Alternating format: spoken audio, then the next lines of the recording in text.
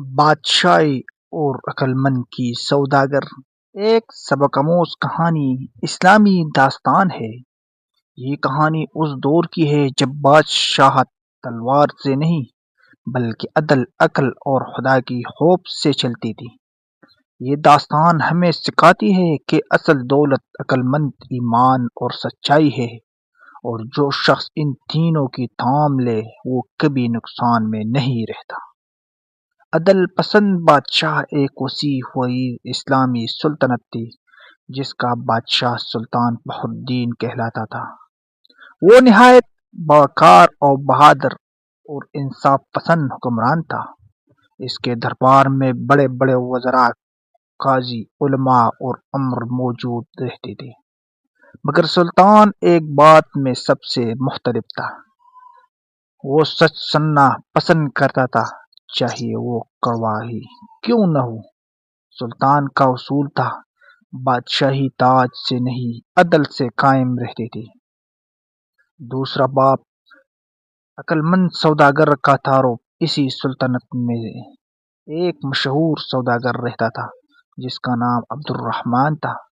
وہ نہایت سادہ لباس پہنتا مگر اس کی آنکھوں میں گہری دانائی جھلکتی تھی۔ عبد الرحمن کی خاص بات یہ تھی کہ وہ ناپ تول میں کبھی خیانت نہ کرتا۔ نفع کم مگر حلال کماتا، نقصان پر صبر کرتا اور ہر معاملے میں اللہ پر توکل رکھتا۔ لوگ کہتے تھے عبد الرحمن کی ترازو سونا نہیں انصاف تولتا ہے۔ آزمائش کا آغاز ایک سال سلطنت میں پڑا۔ اناج مہنگا ہو گیا اور لوگ ذخیرہ اندوزی کرنے لگے۔ بڑے بڑے تاجر مال چھپا کر قیمتیں بڑھانے لگے۔ سلطان فخر الدین کو خبر ملی تو وہ سخت رنجیدہ ہو۔ اس نے اعلان کروایا، جو بھی ذخیرہ اندوزی کرے گا سخت سزا پائے گا۔ مگر درباری وزراء میں کچھ لالچی لوگ تھے جو خود ذخیرہ اندوزی تاجروں سے رشوت لیتے تھے۔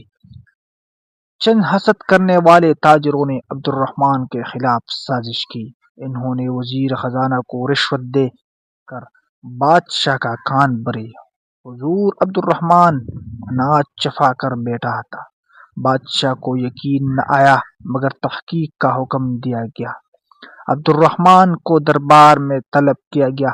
پانچویں باب، دربار کے منظر۔ دربار سچا ہوتا۔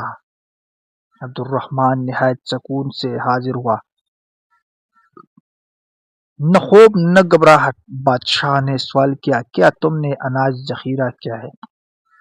عبد الرحمن نے عاجزی سے جواب دیا، حضور میں نے صرف اتنا ہی اناج رکھا ہے جتنے میرے کاروبار کے لیے ضروری ہے، اور میں نے قیمت بھی وہی رکھے گا جو شریعت کے مطابق ہے۔ بادشاہ نے کہا، اگر تم سچے ہو تو ثبوت دو۔ عبد الرحمن مسکرایا اور بولا، حضور میرے گودام کھول دیجئے اور میرے حساب کی کتاب قاضی کے سامنے رکھا دیجئے، سچ خود بول اٹھے گا۔ ساتویں باب، حق کی فتح۔